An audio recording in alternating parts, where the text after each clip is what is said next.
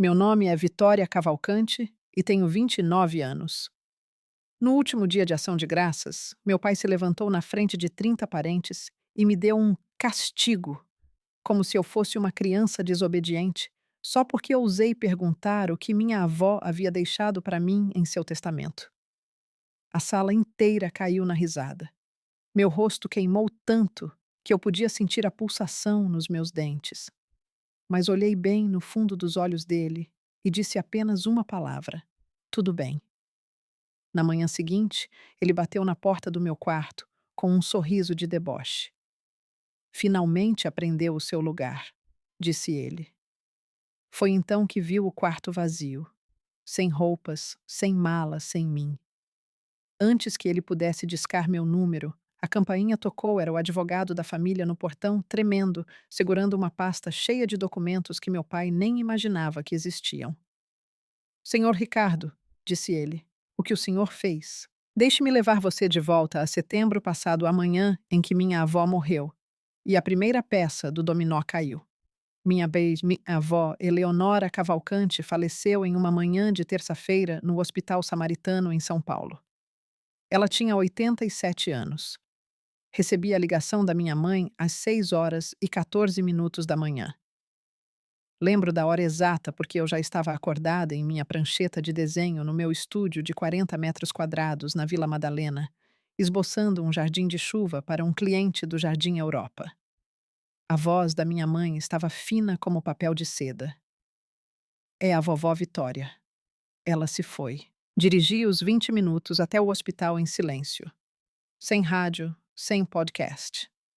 Apenas o som da garoa paulistana no para-brisa e minha própria respiração. Quando cheguei, meu pai já estava no corredor. Ricardo Cavalcante, 63 anos, desembargador, aposentado 85 metros, vestindo um blazer de lã impecável. Mesmo ao amanhecer, ele não chorava. Estava ao celular falando com alguém sobre prazos processuais e inventário. Ouvi as palavras cronograma de arquivamento e abertura de inventário, antes que ele me notasse e encerrasse a ligação sem se despedir. Meu irmão Guilherme estava ao lado dele. 33 anos terno escuro, mesmo em um hospital braço sobre o ombro do meu pai, como um vice em palanque de campanha. Eles pareciam uma unidade, uma muralha. Eu fiquei na outra extremidade do corredor, sozinha, segurando um copo de papel com café de máquina que nunca cheguei a beber. A última vez que vi a vovó Eleonora, ela estava em sua cadeira de rodas, no jardim de sua casa colonial, no Alto de Pinheiros, apertando minha mão com uma força surpreendente. Vitória, disse ela com a voz baixa para que ninguém mais ouvisse. Eu cuidei de tudo. Você confia em mim, certo? Eu assenti sem entender. Ainda não. No funeral, 3 dias depois, a igreja era de granito antigo. Tetos altos, lírios brancos por toda parte e um caixão de mogno polido como um espelho. Meu pai fez o elogio fúnebre. Falou por 11 minutos sobre o legado dos Cavalcante, sobre tradição e sobre como meu filho levará esta família adiante. Mencionou Guilherme pelo nome 4 vezes. Mencionou minha mãe uma vez. Não me mencionou de jeito nenhum. Depois, na fila de cumprimentos, o marido da minha tia, Margarida, me perguntou com o que eu estava trabalhando. Antes que eu pudesse responder, meu pai se inclinou por trás. Ela planta árvores para gente rica, disse ele, e algumas pessoas riram educadamente. Senti o calor começar no meu peito e subir. Eu estava me virando para sair quando um homem que eu não reconheci se aproximou. Mais velho, cabelos prateados, óculos de armação dourada fina. Ele pegou minha mão gentilmente. Sua avó tinha muito orgulho de você, disse baixinho. Entrarei em contato. E então, ele se foi desaparecendo na multidão de casacos pretos antes que eu pudesse perguntar seu nome. Eu não sabia na época, mas aquele homem era Dr. Haroldo Castro e ele detinha a chave de tudo. Naquela noite, 15 de nós nos reunimos na casa da família para o jantar, a Casa Cavalcante. Um casarão branco no alto de Pinheiros, com portão de ferro batido e carvalhos centenários no quintal. Minha avó construiu aquela casa com o dinheiro do lado da família dela muito antes de se casar com meu avô. Eu sempre a amei. As molduras do teto, os parapeitos profundos das janelas, o jardim nos fundos, onde a vovó cultivava peônias cor de sapatilha de balé. Lá dentro, a longa mesa de carvalho estava posta com a prataria da família, um conjunto que estava no nome Cavalcante, por 3 gerações velas em suportes de prata e uma garrafa de vinho tinto respirando no aparador. Tudo arranjado para parecer dinheiro antigo e linhagem perfeita. Meu pai sentou-se à cabeceira naturalmente. Ergueu a taça. Mamãe deixou tudo para eu administrar, anunciou examinando a mesa. Vou garantir que os bens da família sejam distribuídos para as pessoas certas com base na competência. Seus olhos pousaram em mim. Isso significa que você não precisa se preocupar com nada, Vitória. Coisas complexas não são muito a sua praia. Guilherme assentiu como o escrevente de um juiz. Sua esposa, Marcela, ajeitou seu colar de pérolas e não disse nada. Eu pousei o garfo. Pai, a vovó me disse. Sua avó estava confusa no final. Ele me cortou. O que quer que ela tenha lhe prometido, esqueça. Minha mãe linda olhava para o prato. Ela não levantou a cabeça. Ela nunca levantava. Após o jantar, pedi licença e subi para o quarto onde cresci. O pôster de arquitetura que colei na parede aos 16 anos ainda estava lá, com as bordas enroladas. Sentei na cama e abri a gaveta do criado mudo por hábito. Lá dentro havia um envelope que não estava lá antes. Papel creme de alta gramatura com uma marca d'água sutil. Meu nome na frente, em tinta azul com uma caligrafia que eu reconheceria em qualquer lugar. Trêmula, mas deliberada. A caligrafia da vovó. Minhas mãos tremiam quando o peguei. Abri o envelope lentamente sentada de pernas cruzadas na cama de solteiro, onde dormi dos 5 aos 18 anos. O ventilador de teto acima de mim balançava do mesmo jeito de sempre. O quarto cheirava a papel de parede antigo e cedro. Lá dentro havia 2 coisas. A primeira era uma carta, 2 páginas frente e verso, com a letra da vovó Eleonora.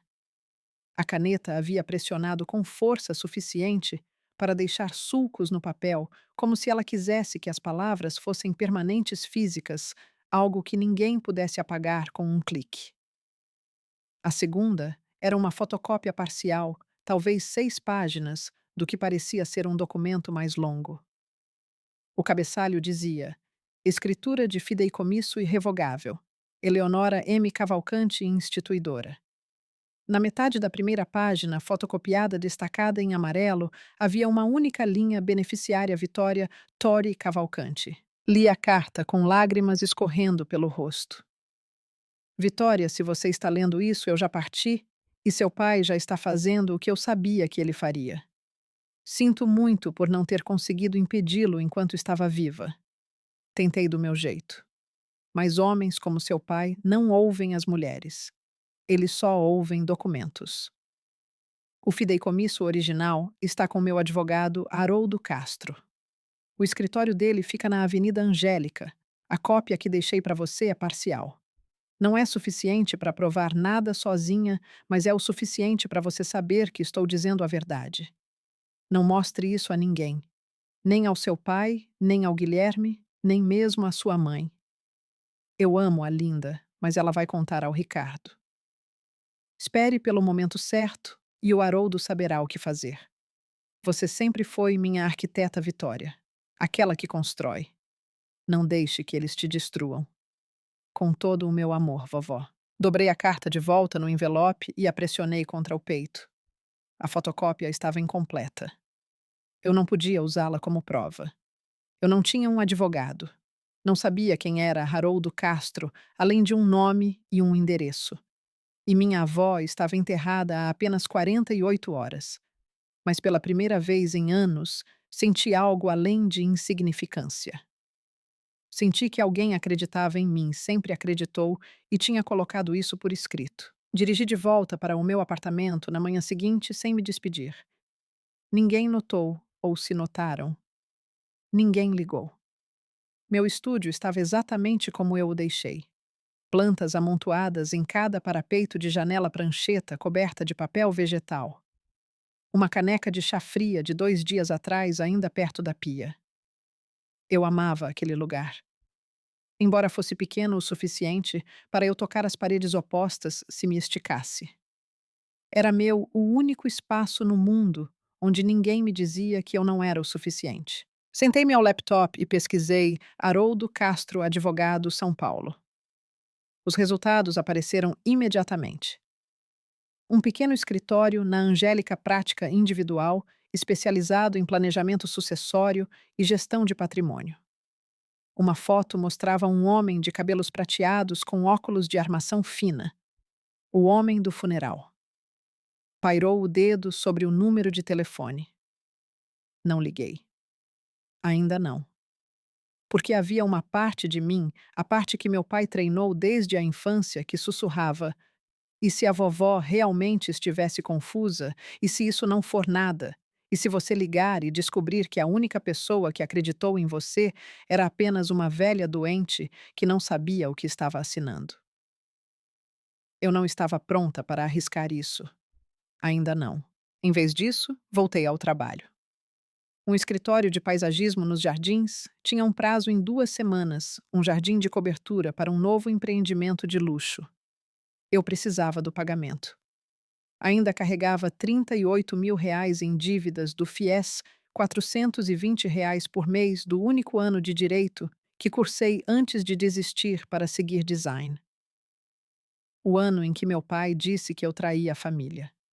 Eu estava verificando e-mails para confirmar as especificações do projeto quando vi. Enterrado entre uma newsletter e uma notificação de entrega, um e-mail de Guilherme. Não para mim, encaminhado para mim por acidente. Assunto: R é minuta de petição para alteração de beneficiário. Meu estômago afundou. Cliquei para li as primeiras linhas. Então meu celular vibrou com o lembrete do prazo do projeto e tive que fechar o laptop e ir para o escritório. Mas eu já tinha visto o suficiente. O suficiente para saber que o que quer que meu pai estivesse planejando já havia começado. 3 semanas se passaram. Eu me joguei no trabalho.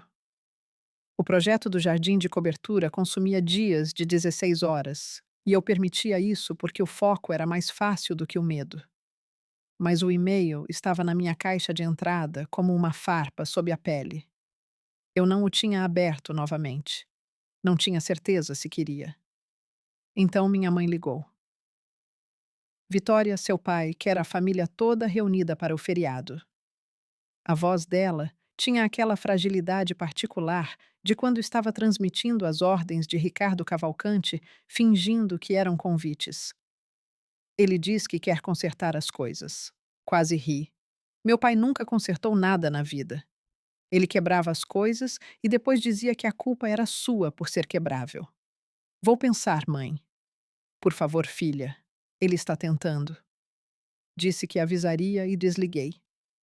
Então sentei à mesa da cozinha uma peça de brechó que eu mesma lixei e envernizei e finalmente abri o e-mail acidentalmente encaminhado por Guilherme. Era uma corrente. 7 mensagens entre meu irmão e meu pai ao longo de 2 semanas. O assunto minuta de petição para alteração de beneficiário era exatamente o que parecia. Guilherme havia redigido uma petição legal solicitando a alteração do beneficiário do fideicomisso da vovó Eleonora. Os fundamentos citados eram a incompetência financeira da beneficiária nomeada eu. A petição argumentava que eu tinha um padrão de decisões de carreira instáveis, nenhum patrimônio significativo e dívidas educacionais pendentes inconsistentes com a responsabilidade fiduciária. Meu irmão escreveu aquilo sobre mim em linguagem jurídica para um processo judicial. Mas a linha que fez minha visão embaçar não foi o jargão jurídico. Foi a mensagem casual que Guilherme escreveu para meu pai no final da corrente: ela não vai lutar. Ela nunca luta por nada. Essa é a beleza da coisa pai. Fiquei sentada ali por um longo tempo. Então, tirei print de cada mensagem da corrente, Fiz o upload para minha nuvem e salvei em um pendrive que guardava na gaveta de meias. Liguei para minha mãe de volta. Diga ao pai que estarei lá para o feriado. Eu estava indo para casa, mas não para consertar nada. Na manhã seguinte, liguei para o escritório de Dr. Haroldo Castro. Uma secretária atendeu uma senhora com voz calorosa e eficiente. Dei meu nome. Houve uma pausa. Então ela disse: Senhora Cavalcante, o Dr. Haroldo estava esperando sua ligação. Pode vir hoje mesmo. 2 horas depois, eu estava sentada diante dele no pequeno escritório na Avenida Angélica. Estantes de livros forravam todas as paredes, volumes jurídicos encadernados em couro com abas e marcações. Um tapete oriental que já vira décadas melhores cobria o chão. Em sua mesa, uma caneca de café esfriava. Haroldo Castro era o homem do funeral.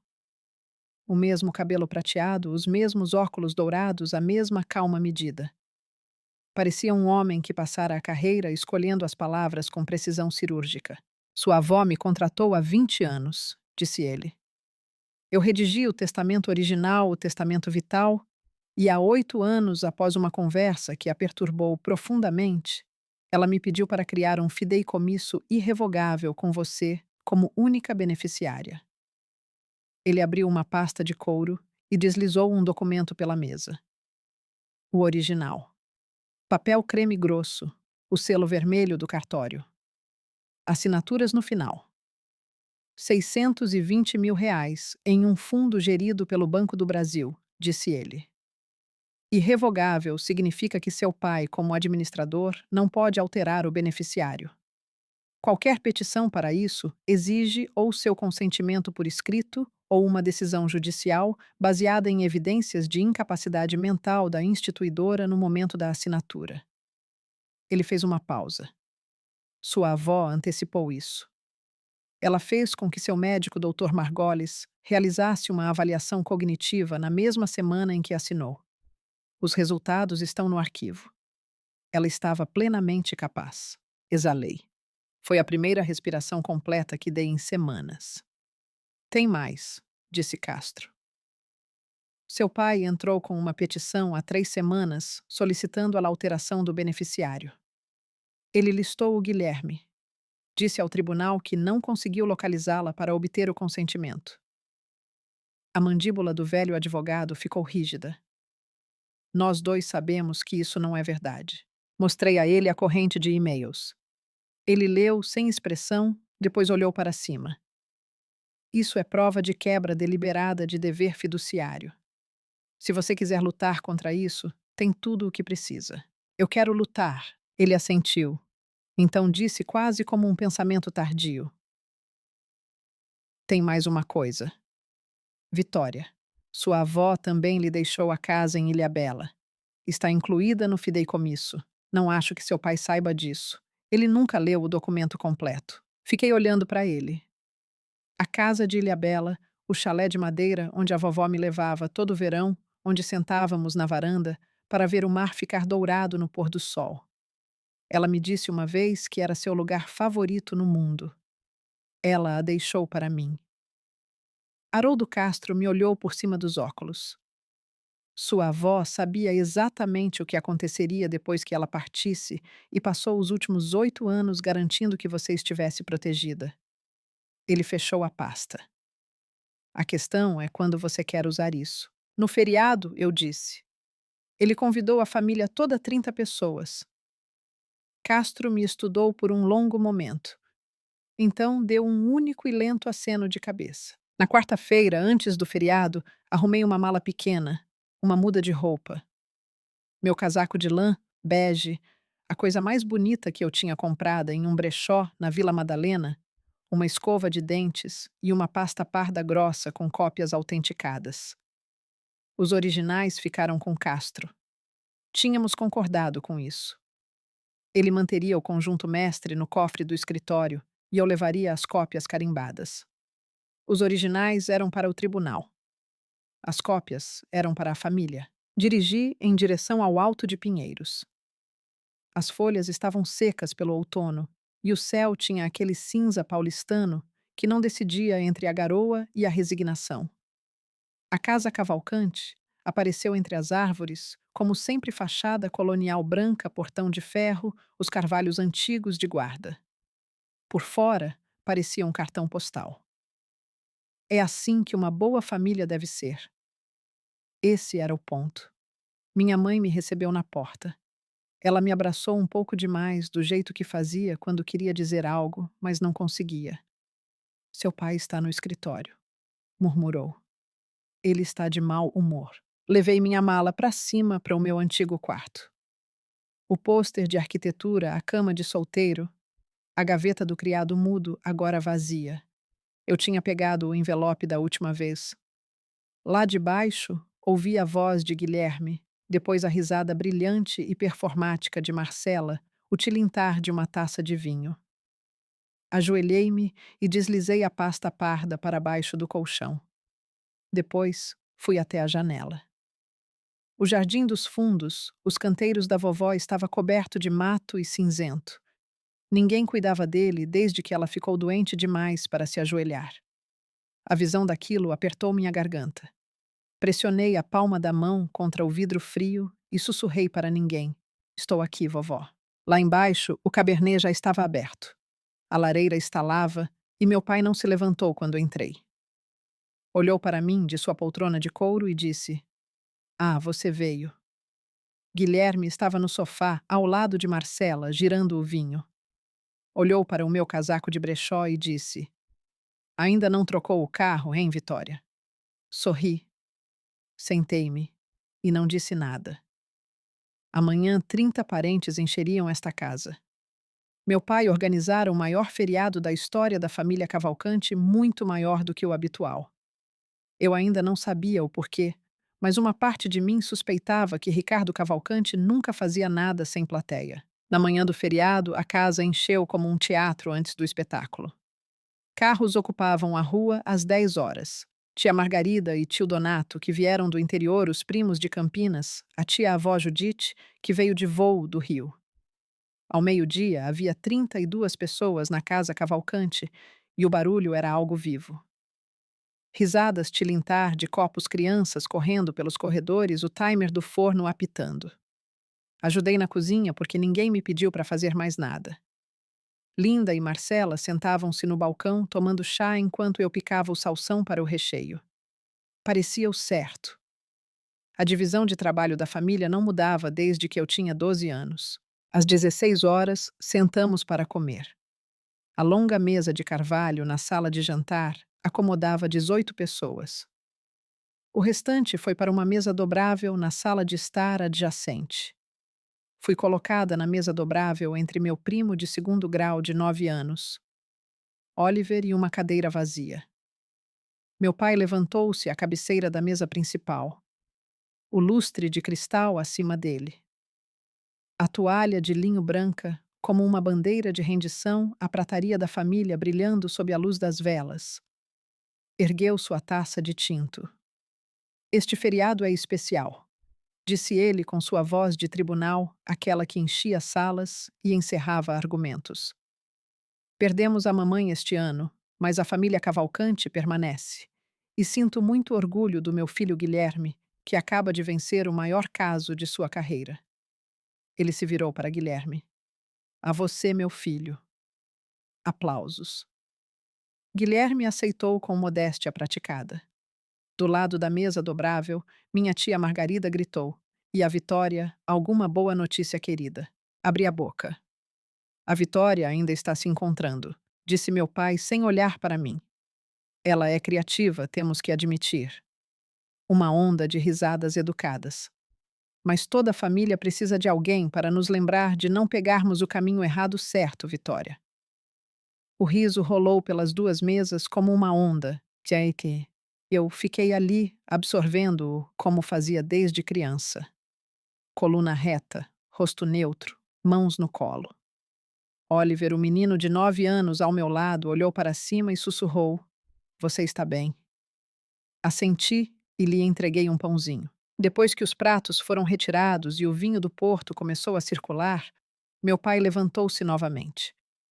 A sala silenciou. Ele tinha a postura de um homem prestes a proferir uma sentença. Mais uma coisa, disse ele. Amanhã de manhã farei um anúncio importante para a família sobre o espólio da mamãe. Espero que todos estejam presentes. Ele sorriu. O sorriso de um homem que já decidiu o resultado. É o que a mamãe gostaria. Olhei para Guilherme. Ele estudava sua taça de vinho com um pequeno sorriso privado. Olhei para minha mãe. Ela encarava a toalha de mesa. Olhei para o meu pai. Ele olhava diretamente para mim. E por um segundo, o sorriso dele se transformou em algo que não era um sorriso. Amanhã, ele leria sua versão do testamento na frente de todos. Pedi licença para lavar a louça. A cozinha estava silenciosa, exceto pelo som da água correndo e minha própria respiração. Eu estava na pia, esfregando uma assadeira com sabão até os cotovelos, ainda vestindo o mesmo suéter com que dirigi. Na sala, ao lado, 32 pessoas riam e bebiam vinho do Porto, e nenhum deles se ofereceu para ajudar a retirar um único prato. Ouvi passos atrás de mim. Guilherme encostou-se no batente da porta de braços cruzados, a taça de vinho pendendo de 2 dedos. Sabe, Vitória, disse ele casualmente, você deveria agradecer ao pai por deixar você se sentar à mesa, mesmo que tenha sido na mesa das crianças. Ele riu da própria piada. Não me virei. Continuei esfregando. Mas algo em mim, algum fio que fora esticado por 29 anos, finalmente vibrou. Guilherme, eu disse com a voz baixa e firme. Você sabe o que a vovó deixou para mim. O silêncio atrás de mim mudou de textura. Ouvi a taça de vinho dele bater no balcão. Quando olhei por cima do ombro, o rosto dele estava paralisado. Ele saiu da cozinha sem dizer uma palavra. 10 minutos depois, a voz do meu pai trovejou na sala de estar. Vitória, venha aqui agora. Sequei as mãos em um pano de prato e entrei. 32 rostos me encaravam. O lustre de cristal lançava pequenos arco-íris no teto. Meu pai estava no centro da sala vinho, em uma mão à outra, apontando para mim como se eu fosse uma ré. O que você disse ao seu irmão? A voz dele era o barítono judicial, aquele desenhado para diminuir as pessoas. Você o ameaçou com o testamento, acha que pode manipular esta família. Abri a boca para responder. Ele não deixou. Você está de castigo, disse ele. Está de castigo até pedir desculpas ao seu irmão. Vá para o seu quarto. A sala explodiu, não em protesto em gargalhadas. 32 pessoas, a maioria adultos, rindo, porque Ricardo Cavalcante acabara de dar um castigo à sua filha de 29 anos, como se ela fosse uma criança malcriada. Tia Margarida cobriu a boca, mas seus ombros tremiam. Tio Donato bufou no seu vinho. Até Marcela soltou um suspiro delicado, que era, na verdade, uma risadinha. Meu rosto queimou. O calor subiu do peito para o pescoço e têmporas. Procurei minha mãe. Linda estava sentada na poltrona do canto, olhando para as mãos em silêncio. Ninguém disse pare. Ninguém disse já chega, Ricardo. Ninguém disse nada a não ser risadas. Olhei para o meu pai. O relógio Cartier em seu pulso pegou a luz enquanto ele apontava o dedo para a escada. Vá, repetiu ele. Agora. Sustentei o olhar dele por 3 segundos inteiros. Então disse com uma voz tão calma que surpreendeu até a mim: tudo bem. Eu me virei. Subi as escadas, fechei a porta do quarto atrás de mim. E então peguei meu celular e liguei para Haroldo Castro. Tocou 2 vezes. Ele atendeu. Eu disse: Doutor Haroldo, preciso que o senhor traga os originais amanhã de manhã, às 8 horas. Houve uma pausa. Então, sua voz firme e medida. Eu estarei lá. Desliguei. Ajustei meu alarme para as 4 horas da manhã e sentei na beira da cama no escuro, ouvindo as risadas que ainda subiam pelo chão, pensando: riam, aproveitem, porque esta é a última vez. Saí às 4h15 da manhã, sem drama, sem bater portas. Arrumei minha mala no escuro, deslizei a pasta parda na minha sacola e desci as escadas de meias para que os degraus não rangessem. A única coisa que deixei para trás foi a foto emoldurada da vovó Eleonora no criado mudo, de bruços. Dirigi até uma lanchonete 24 horas e chiquilhato em horas a 5 quilômetros da casa, pedi um café que não bebi e esperei a luz do dia. Às 7 horas e 42 minutos, eu sei, porque estava olhando o relógio, meu celular acendeu. Uma mensagem de Guilherme. Onde você está? O pai está te procurando. Não respondi. Dentro da casa Cavalcante, os detalhes eu saberia mais tarde pelo meu primo Danny. A manhã desenrolou-se assim, meu pai desceu às 7h30 banho tomado, vestindo uma camisa social impecável, parecendo um homem prestes a presidir uma reunião de conselho. Serviu seu café, examinou a sala e disse: Alguém vá acordar a Vitória. Ela tem um pedido de desculpas a fazer. Ninguém se mexeu.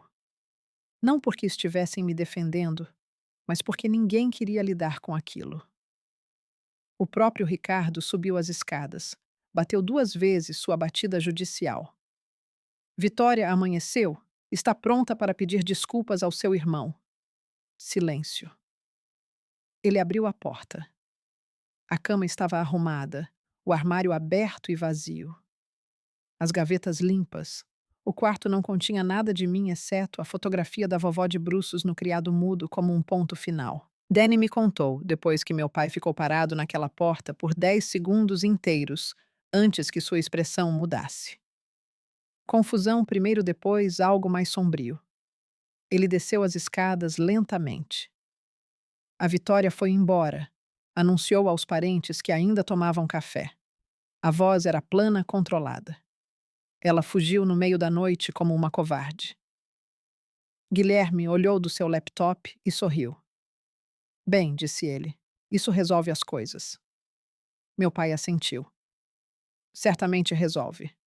Agora eu planejava fazer o anúncio do espólio às 10 horas, mas como a única pessoa que poderia objetar fugiu, a campainha tocou. Minha mãe abriu.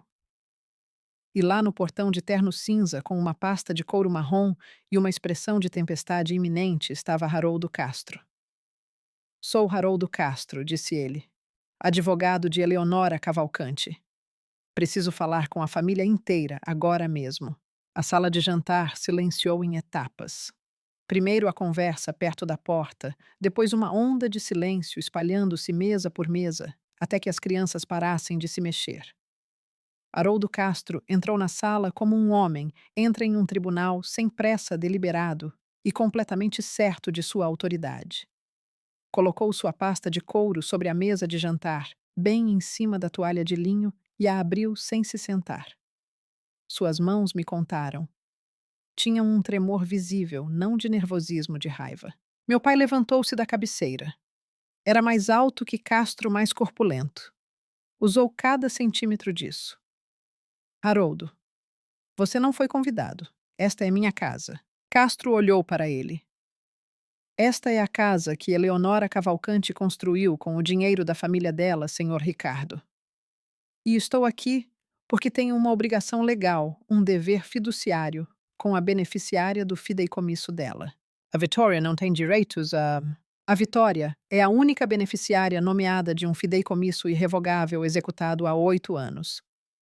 O senhor sabe disso. Sabe desde o dia em que sua mãe o assinou. A sala estava tão silenciosa que se poderia ouvir o estalo do motor da geladeira 3 cômodos depois. 30 pares de olhos moviam-se entre os 2 homens como espectadores em um julgamento. O que, de certa forma, era o que estava acontecendo.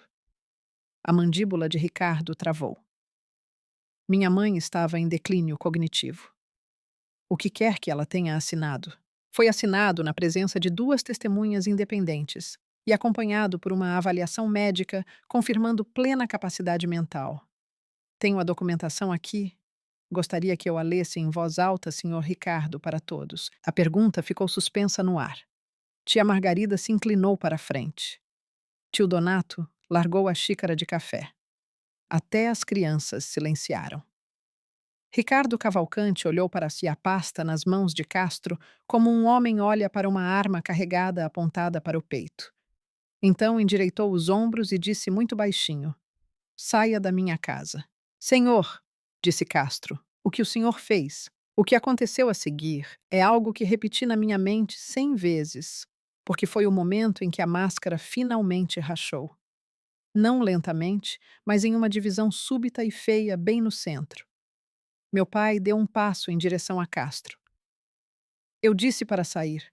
O senhor está invadindo minha propriedade. Vou chamar a polícia. Sinta-se à vontade, respondeu Castro sem se mover um centímetro. E quando eles chegarem, mostrarei a eles a petição que o senhor protocolou no tribunal há 3 semanas. Aquela em que alegou que não conseguiu localizar a beneficiária do fideicomisso de sua mãe.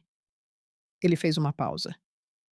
A beneficiária cujo número de telefone o senhor tem, cujo endereço o senhor tem e que estava dormindo nesta casa ontem à noite. O rosto de Ricardo passou por uma sequência vermelho, depois branco, depois um tipo de cinza manchado. Ao redor da sala pude ver a reação se espalhando.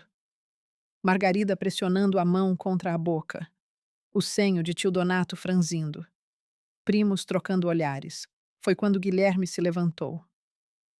Meu irmão, o filho de ouro, o advogado, o que sempre sabia o ângulo certo, deu um passo à frente com as mãos erguidas em um gesto de calma. Doutor Haroldo, disse ele suavemente, agradeço sua preocupação, mas quaisquer documentos que o senhor esteja referenciando podem ser contestados na esfera legal apropriada.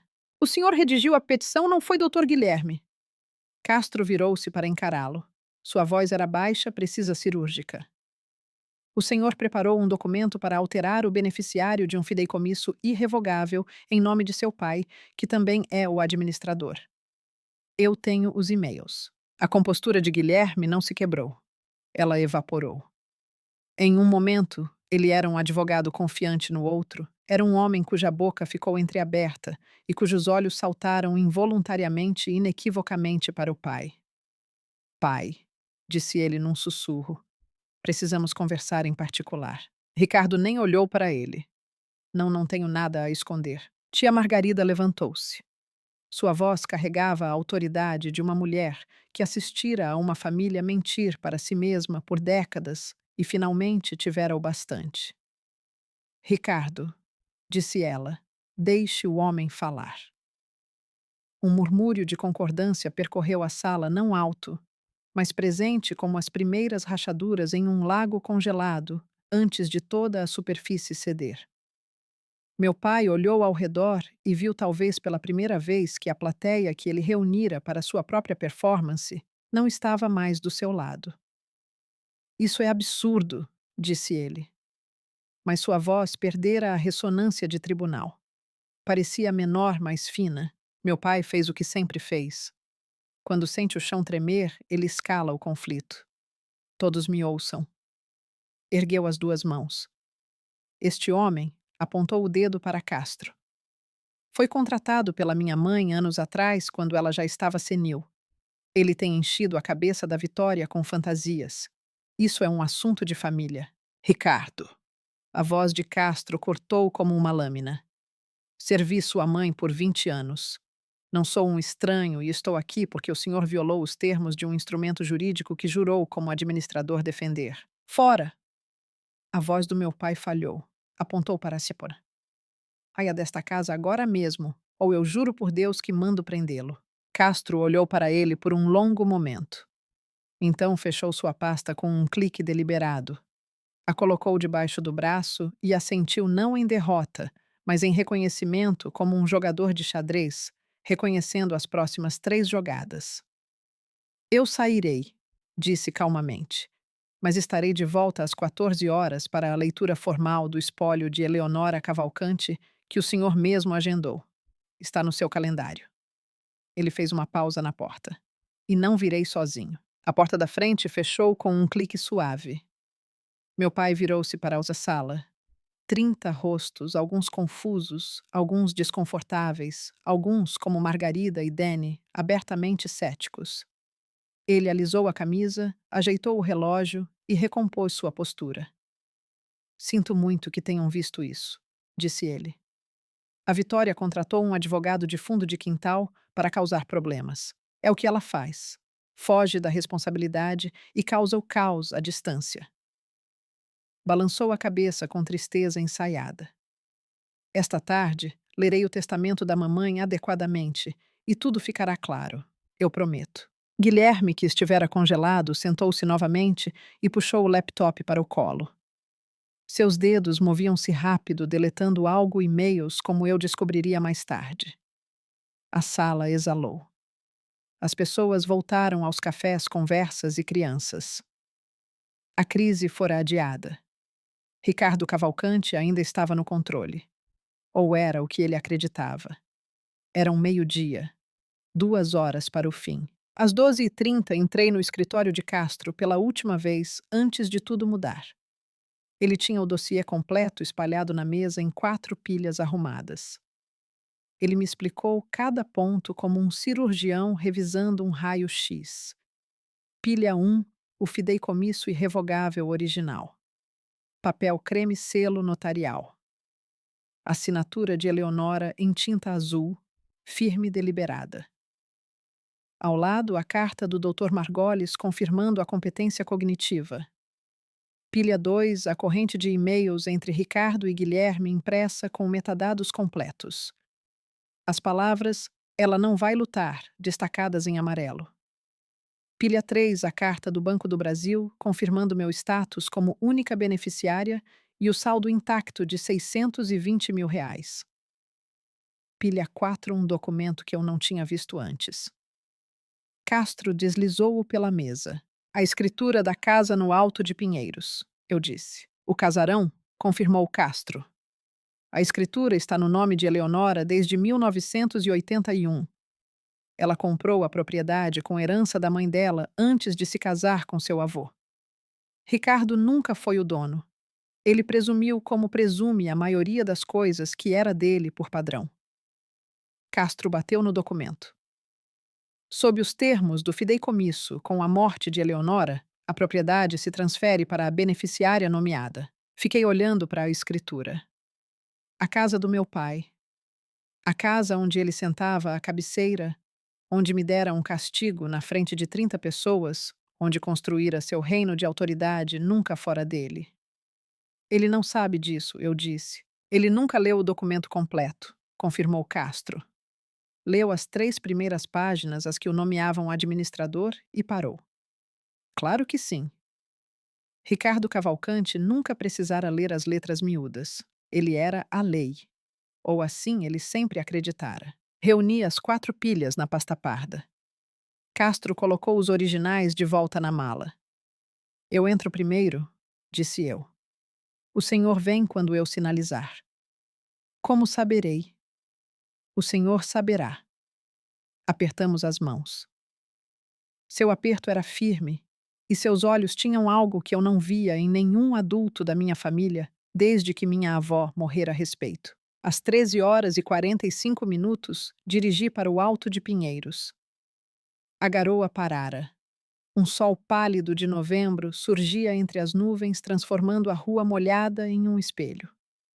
Estacionei na rua de trás, perto do sedã prateado de Castro. Ele estava no banco do motorista lendo. Olhou para mim e deu um aceno. Saí do carro, casaco bege e pasta na mão. Minhas mãos estavam firmes. O portão estava aberto. A porta da frente destrancada. Lá de dentro, eu ouvia as vozes. O murmúrio de 30 pessoas esperando Ricardo Cavalcante dizer a elas como o mundo deveria funcionar. Entrei pela cozinha e fiquei no corredor fora da vista da sala de estar. Pelo arco da porta, pude ver a cena que meu pai montara. A sala fora rearranjada. Cadeiras trazidas da sala de jantar do escritório até da varanda, todas voltadas para a lareira, como bancos de igreja. 30 pessoas sentadas e atentas. Ricardo estava diante delas, óculos de tartaruga no nariz, aqueles que costumava usar no tribunal. Na mão, uma única folha de papel. Ele a segurava como juízes seguram vereditos. Obrigado por estarem aqui, disse ele. Como sabem, a partida da mamãe deixou certos assuntos a serem resolvidos. Revisei os desejos dela com a ajuda de Guilherme e quero compartilhar o plano de distribuição que ela pretendia.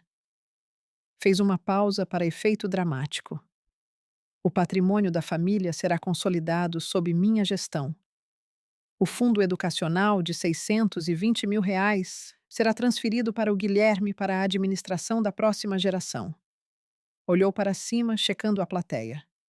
Quanto à Vitória, um sorriso pequeno e misericordioso. A mamãe quis deixar para ela um gesto de boa vontade. R$ 5 mil. Alguns acenos simpáticos. Marcela colocou a mão no braço de Guilherme. Guilherme baixou os olhos em uma performance de humildade polida. Alguma pergunta? Meu pai perguntou. Do corredor, respirei fundo, peguei a pasta e entrei na sala. Atrás de mim, a porta da frente se abriu silenciosamente. Haroldo Castro entrou.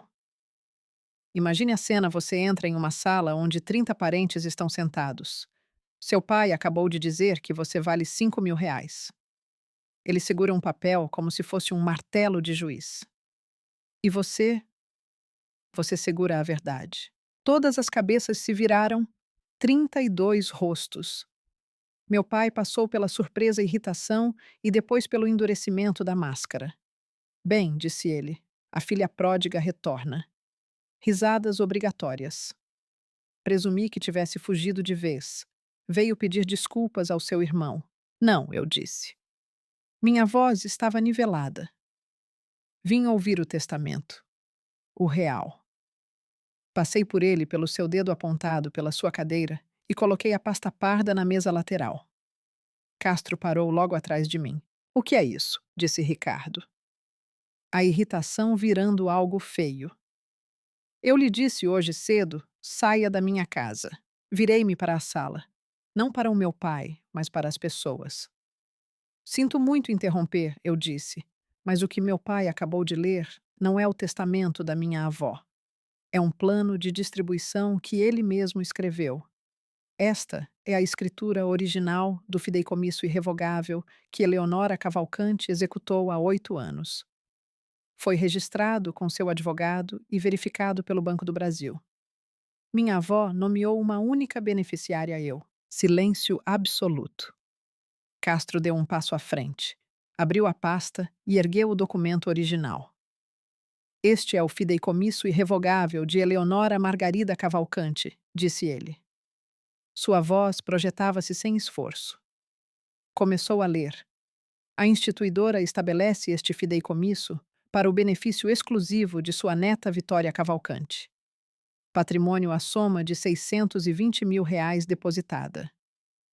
Adicionalmente, o imóvel localizado nesta rua Alto de Pinheiros, registrado sob matrícula X, adquirido em 1981, deverá ser transferido para a beneficiária após a morte da instituidora.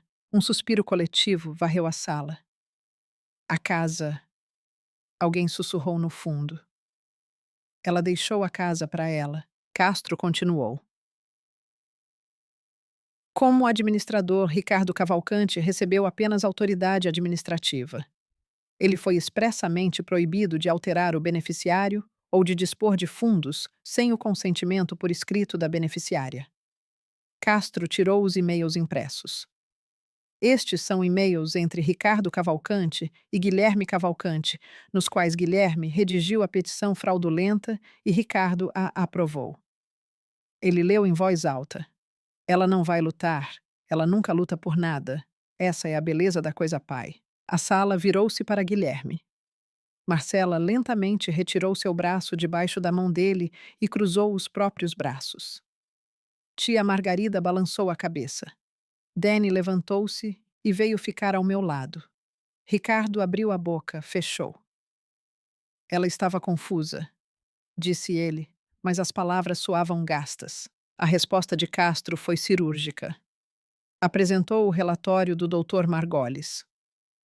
Eleonora Cavalcante estava mais lúcida do que a maioria das pessoas nesta sala. Houve um silêncio longo. Então, lá do fundo, tia-avó Judite, de 81 anos, falou. Eleonora me contou sobre o fideicomisso há 8 anos. Disse que o Ricardo tentaria tomar tudo, mas que ela tinha garantido que ele não conseguiria. Ela sabia. Ela sempre soube. Ricardo olhou para Judite, depois para Margarida, depois para os 30 rostos que não o olhavam mais com respeito. Ele reunira sua plateia e eles haviam se tornado seu júri. Virou-se para Guilherme. Diga alguma coisa. A voz de Ricardo quebrou. Você é o advogado. Conteste isso. Faça algo. Guilherme não se mexeu. Falou tão baixo que apenas os primeiros podiam ouvir. Pai irrevogável significa irrevogável. Eu te disse isso desde o começo. Você disse que daria um jeito. Você disse que ela nunca descobriria. E lá estava. Na frente de 30 testemunhas, meu pai confirmou tudo. O copo de vinho do Porto que Ricardo segurava escorregou e quebrou no chão de madeira. O líquido escuro se espalhou como uma mancha de sangue em direção ao tapete e ninguém se moveu para limpar. Então meu pai mudou de postura. A agressão deu lugar a algo que eu o vira usar 1000 vezes para manipular. Suavizou a voz. Vitória, querida. A palavra soou falsa. Eu estava apenas tentando proteger os bens da família. Você é jovem, não tem experiência com esse tipo de dinheiro. Fiz isso porque te amo. Olhei para ele. O homem que chamara minha carreira de piada, que me pusera na mesa das crianças, que me dera um castigo na frente de todos. Você não fez isso porque me ama, pai. Fez porque nunca acreditou que uma filha merece o mesmo que um filho. Isso não é amor. É controle. Minha mãe levantou-se. Ela estava chorando. Olhou para o marido de 35 anos e disse: Você deve um pedido de desculpas a ela, Ricardo. Você deve isso a vida inteira. O silêncio era absoluto. Meu pai olhou para minha mãe como se ela falasse grego. Então olhou para mim. Não disse nada. Virou-se, entrou no escritório e bateu a porta. Nos minutos seguintes, a sala se rearranjou. Tia Margarida me abraçou primeiro. Sua avó estaria orgulhosa. Danny apertou meu ombro. Primos vieram apertar minha mão. Alguns saíram sem dizer nada. Guilherme levantou-se, pegou o braço de Marcela e foi para a porta. Marcela, no corredor, retirou seu colar de pérolas e o guardou no bolso, como se quisesse se desassociar de tudo aquilo. Castro organizava os papéis. Vou protocolar a remoção do Sr. Ricardo como administrador na segunda-feira. Na segunda-feira, Haroldo Castro protocolou 3 documentos. O primeiro era a petição para remover Ricardo Cavalcante como administrador, citando quebra de dever fiduciário e fraude. O segundo pedia a nomeação de Castro como administrador interino. O terceiro era uma denúncia na OAB contra Guilherme Cavalcante por violação ética. Em 2 semanas, o tribunal concedeu a remoção. Ricardo não contestou. Seu próprio advogado disse que ele não tinha base legal. O fundo de R$ 620 mil foi transferido para uma conta em meu nome. A escritura da casa no Alto de Pinheiros foi atualizada. O casarão era meu. Guilherme recebeu uma suspensão de 6 meses da OAB. Meu pai me ligou uma vez 3 dias depois. Atendi, achando que ele finalmente pediria perdão. Ele disse: Você destruiu esta família. Eu respondi: Não, pai. Você destruiu. Eu só trouxe as provas. Ele desligou. Não falo com ele desde então. 2 semanas depois, fui ao casarão com uma única chave em um anel de latão. É sua, dissera Castro. Estacionei na rua. Os carvalhos estavam nus. Abri o portão. Subi os degraus e abri a porta. O cheiro de cera, livros antigos e lavanda me atingiu. A casa estava silenciosa. A presença do meu pai sempre fora a frequência dominante ali. Sem ele, a casa respirava. Caminhei por cada cômodo. A sala de estar, a mesa de jantar, a cozinha onde lavei louça sozinha. Fui até o quarto da vovó, sua poltrona, seus livros. Depois o jardim. Olhei para o que fora o orgulho de Eleonora. Os canteiros de peônias secos e emaranhados. Ajoelhei-me. Pressionei as palmas na terra fria. Vou consertar, vovó, sussurrei. Vou trazer tudo de volta. Uma semana depois, em uma manhã fria, dirigi até Ilhabela. Não ia lá há 6 anos. A casa de madeira era menor do que eu lembrava. Ar salino, varanda envolvente. A chave de latão girou suavemente. Na mesa da cozinha havia uma caixa de madeira. Dentro, fotos minhas com a vovó dos 5 aos 22 anos naquela mesma casa. Sob as fotos, uma carta curta. Vitória. Se você está lendo isso, você foi corajosa o suficiente. Esta casa é sua. Sempre foi. Comece de novo aqui se precisar. Estou orgulhosa de você. Sempre, vovó. Chorei ali, mas foi um choro que abre as coisas, não que as fecha. Naquela noite de domingo, de volta a São Paulo, sentei na mesa de carvalho, minha mesa, e escrevi um e-mail para meu pai, minha mãe e Guilherme. Não quero cortar ninguém da minha vida, mas não aceitarei mais ser humilhada ou diminuída. Se quiserem uma relação comigo, será com respeito mútuo. A porta está aberta, mas agora ela abre para os dois lados. Minha mãe ligou 20 minutos depois, chorando. Sinto muito, Vitória. Eu deveria ter te defendido. Eu tinha medo dele. Eu sei, mãe. Não te culpo. Mas você precisa escolher o que é certo, não o que é fácil. Guilherme respondeu por SMS na manhã seguinte. Eu entendo. Entendimento era um começo, mas não era o mesmo que responsabilidade. Meu pai não respondeu. O silêncio era sua resposta. Pelo menos agora eu parara de esperar. 6 meses depois, a primavera chegou e as peônias estavam voltando. Passei o inverno cuidando do jardim da vovó. Com a dívida estudantil quitada 38 mil. R$ 412, o cheque mais satisfatório que já escrevi. Usei parte do fundo para abrir meu estúdio na Vila Madalena. Paisagismo Cavalcante. O nome Cavalcante significava algo diferente para mim agora. Converti o antigo escritório de Ricardo em meu estúdio de design. Substituí os livros jurídicos por guias de botânica e catálogos de sementes. Danny vinha ajudar no jardim aos fins de semana. Tia Margarida ligava todo domingo às 9 horas. Linda veio me visitar pela primeira vez em abril sem o Ricardo. Plantamos tulipas juntas. Ricardo alugou um apartamento nos jardins. Soube que ele diz que eu roubei a casa que a vovó foi manipulada. Ricardo Cavalcante era sempre a vítima. Algumas coisas são realmente irrevogáveis. Estou contando isso da varanda da casa em Ilhabela. A maré está baixa. Não conto isso para dar lição de moral. Cada família é um país com suas próprias leis e guerras. O que eu sei agora é que silêncio não é concordância. Passei 29 anos quieta e as pessoas chamaram isso de consentimento. Não era. Era apenas uma mulher que ainda não encontrara suas provas. Minha avó não me deixou dinheiro. Deixou-me a prova de que alguém me via. A verdadeira eu. Aquela que constrói. Isso é o que mudou minha vida, o conhecimento de que eu valia o esforço. Ainda tenho o pôster de arquitetura. Está na parede do meu estúdio. Olho para ele e penso na menina de 16 anos que queria construir coisas belas e ouviu que não era o bastante. Ela era. Ela sempre foi. Só precisava da papelada para provar. Manhã cedo, no jardim do Alto de Pinheiros. Estou plantando peônias. A variedade favorita da vovó. As raízes entram à terra, as cobre. Aperto gentilmente. O sol atravessa o telhado e cai sobre o jardim. Percebo um envelope na varanda que não estava lá ontem. Sem selo. Apenas meu nome.